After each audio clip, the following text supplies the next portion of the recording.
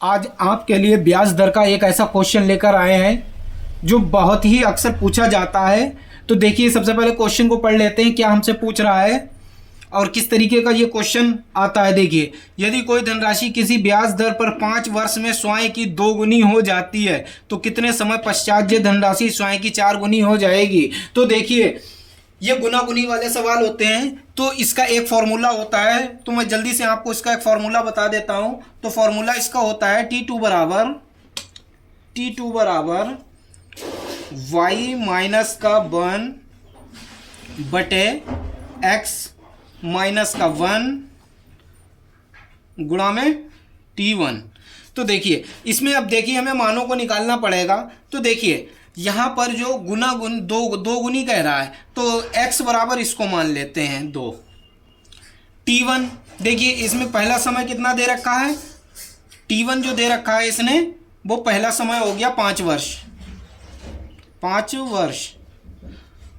और y बराबर देखिए कितना पूछ रहा है, 4 गुनी हो जाएगी।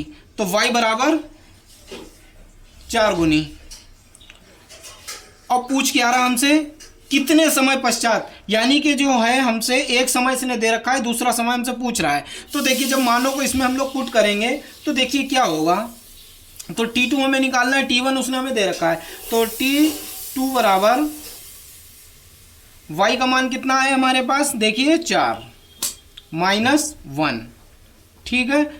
x का मान कितना दे रखा है, 2, ठीक है। 2 माइनस 1 और गुणा में 5। तो देखिए, इसको हम लोग जब सॉल्व करेंगे तो क्या निकल कर आएगा, यहाँ पर आएगा हमारा 3, यहाँ पर हमारा आएगा 1 और गुणा में 5 है। तो देखिए, सीधा सीधा कैलकुलेशन बन रही है। देखिए, 3 दूनी 5 तियां 15, यानी कि 15 वर्ष बाद 4 गुनी हो जाएगी। यही हमारा इसका राइट आंसर होगा। देखिए, हमारे पास सेकंड क्वेश्चन आ चुका है। इसमें कुछ डेफिनेशन है जिसको हम लोग पढ़ लेते हैं। तो देखिए क्या डेफिनेशन है, यदि किसी स्थिति में समय निश्चित हो वह ब्याज की दर बदलती हो तब क्या फॉर्मूला बनता है, R2 बराबर y माइनस का 1 बटा x माइनस का 1 इंटू R1। तो देखिए, इसी से रिलेटेड एक क्वेश्चन मैं लेकर आया हूँ आपके लिए। तो सबसे पहले हम लोग क्वेश्चन को पढ़ लेते हैं। तो आपको क्वेश्चन दिख रहा होगा, एक धनराशि किसी निश्चित समय में 5% वार्षिक साधारण ब्याज की दर से 3 गुनी हो जाती है, तो उसी निश्चित समय में किस दर से यह 5 गुनी होगी। तो देखिए, ऊपर की डेफिनेशन के हिसाब से यह क्वेश्चन बना हुआ है। तो देखिए, इसमें दिया क्या है, तो लिखते हैं, दिया है x बराबर 3, ठीक है, y बराबर 5, ठीक है। R1 बराबर देखिए क्या दे रखा है हमें, 5%।